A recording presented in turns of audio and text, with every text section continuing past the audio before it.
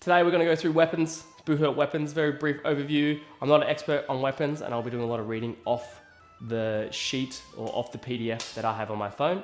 But the weapon rule set we're going to go through today is the Buhurt International Rule Set for weapons. We're going to be going through axes, swords, and maces a little bit, but mostly axes because the axe is the best. This YouTube video is proudly sponsored by Medieval Extreme and 214 Coffee. If you want free express shipping on your armor, use my code SWRIDE for Medieval Extreme. If you want 10% off your coffee, use SWRIDE on 214 and get yourself some nice veteran-owned beams for your brews in the morning. So let's crack on with the video. Let's get started talking about weapons. Let's start talking about weapons, is what I was meant to say. Buhurt weapons. So in the sport of Buhurt, there are many types of weapons you can choose from. During this video, I'll go through what types of weapons you can have, the specifications, well, the specs you need to be able to use them in a fight. People always ask, are these real weapons?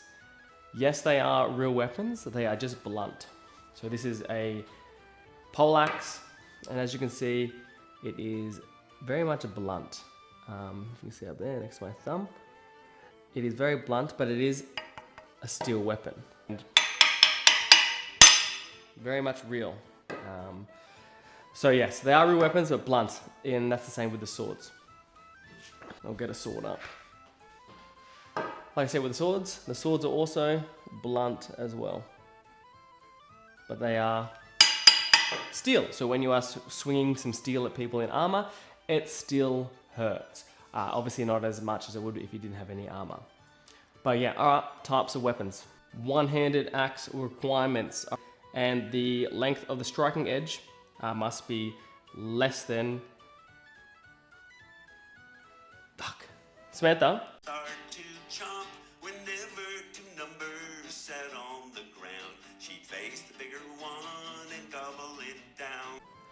It's a bit embarrassing. I didn't fully understand the less than greater than symbol because I have not been at school, and plus I'm a simpleton. Anyway, let's do it. One-handed axe specifications. This is a one-handed axe, as an axe that is used by one hand. Well, actually a lie. It's actually a snapped off two-handed axe, but this is what it looks like. Fantastic, what it's showing there. All right, specifications for one-handed axe. It must be between 0.7 and 1.3 kilos. The length in centimeters is 50 centimeters, no greater than 90 centimeters. And the blade length must be less than 7 centimeters. Special restrictions, axe and poleaxe with sharp corners, which is less than 90 degrees. And the corners that can be considered dangerous are not permitted. Any point on the striking edge of the weapon must be an angle more than 90 degrees and must have wooden handles and no sharp edges. Pretty much what they're saying is, see with this axe here, see how this bad boy is like rounded? It can't have like a point on it, no less than 90 degrees. The reason for that is obviously safety, but with the axe, you can pull and you can sometimes rip. You're not meant to rip, but it can happen by accident. And if that's sharp, elbow cops and everything, you could stab someone. And in the sport, there is no stabbing, sadly. That's one of the rules that I should go over in another video. Okay, so then we're moving into your long axe. So a long axe is a two-handed axe that is smaller than a poleaxe. So this is a poleaxe, it's quite long. This is a long axe. So it's a two-handed axe, but it is smaller. I used to roll a long axe, minimum standard, so this is like 900 mils, so 90 centimeters minimum standard. I used to roll this all the time, but I wasn't getting enough power, so I started switching to the poleaxe, which you can definitely drop people with, which is great, which is fantastic.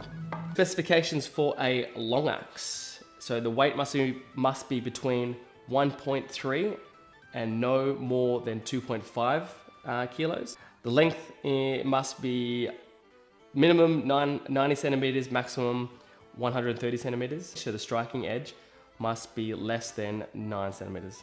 All right, let's go through the specifications of a two-handed axe, poleaxe, halberd glaive rules.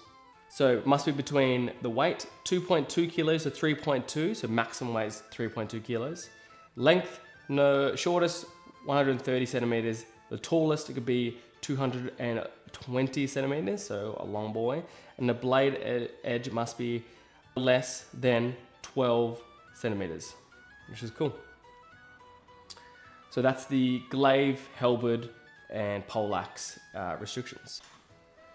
So this is a halberd. It's quite large. It's actually quite short for a halberd. I did have to shorten this to travel interstate in my ute because I did fix. So usually it's about that much taller.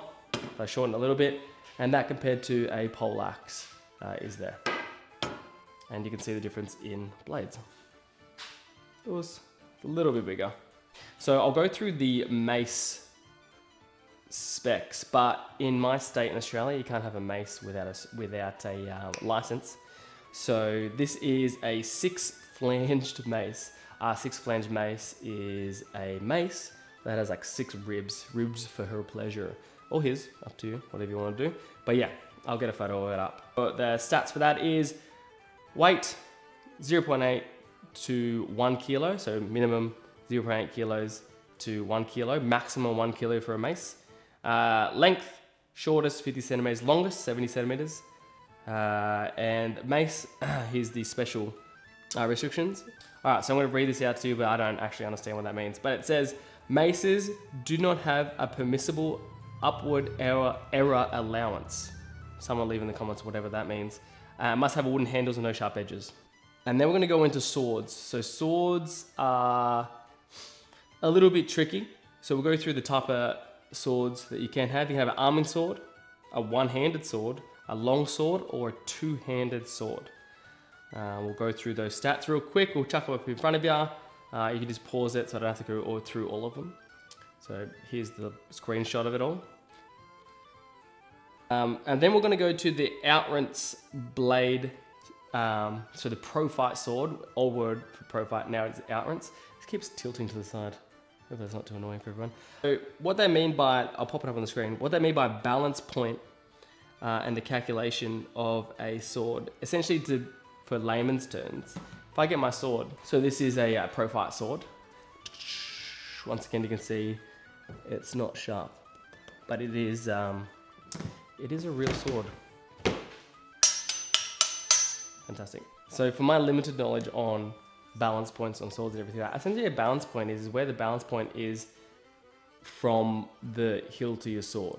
So as you can see there, that's a balance point there, right on this part. So they would measure that from the hilt of the sword. And once again, if I'm incorrect, someone will correct me in the comments, and then I will bring out another saying, ignore what I said, this is, but my understanding, my limited understanding, a balance point is wherever you can point your blade and where it balances. Who would have thought? Boom, go this way a bit.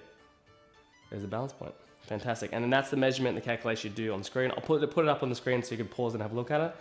But that's all it means by balance point in your sword.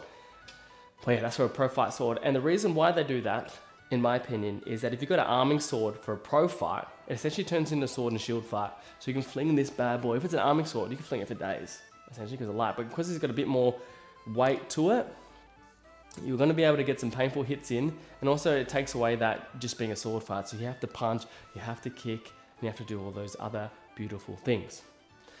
So yeah, that is a brief overview on weapons. I will post a link to where I got that from. All these rules are from Buhurt International Rule Set. They've just taken over recently the Buhurt game.